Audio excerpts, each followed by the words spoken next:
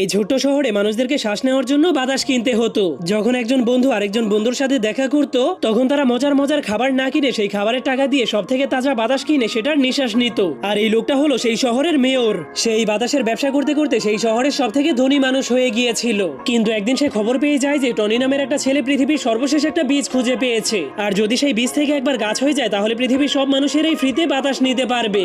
যা হলেই সেই শয়তান মেয়রের বাতাসের ব্যবসা চিরদিনের জন্যই শেষ হয়ে যাবে। এটা শোনার পরেই মেয়র তার বডিগার্ডকে নিয়ে টনি নামের সেই ছেলেটাকে ধরার জন্য জলদি করে তার বাড়ির দিকে যেতে শুরু করে। কিন্তু তখনই হঠাৎ করে রাস্তার মধ্যে তাদের গাড়ি আরেকটা গাড়ির সাথে ধাক্কা খেয়ে যায়। ঠিক তখনই এই সুযোগটাকে কাজে লাগিয়ে টনি তার পরিবারকে নিয়ে সেখান থেকে পালাতে শুরু করে দেয়। কিন্তু তখনই মেয়র তাদেরকে ধরার জন্য একটা রশিযুক্ত বন্দুক দিয়ে তাদের উপর আক্রমণ করে দেয়। যার ফলে তখনই হঠাৎ করে সেখানে অনেক বড় একটা ফ্যান চালু হয়ে যাওয়ার কারণে সেই গাছের বীজটা তাদের হাত থেকে ছুটে একটা বোতলের মধ্যে গিয়ে পড়ে যায়। যা দেখার পর যখনই সেই মেয়রের বডিগার্ড সেই বীজটাকে নেওয়ার জন্য সেখানে যেতে শুরু করে, তখনই হঠাৎ করে সেই গাড়িটা উল্টে যাওয়ার কারণে সেই গাড়িতে থাকা সবগুলো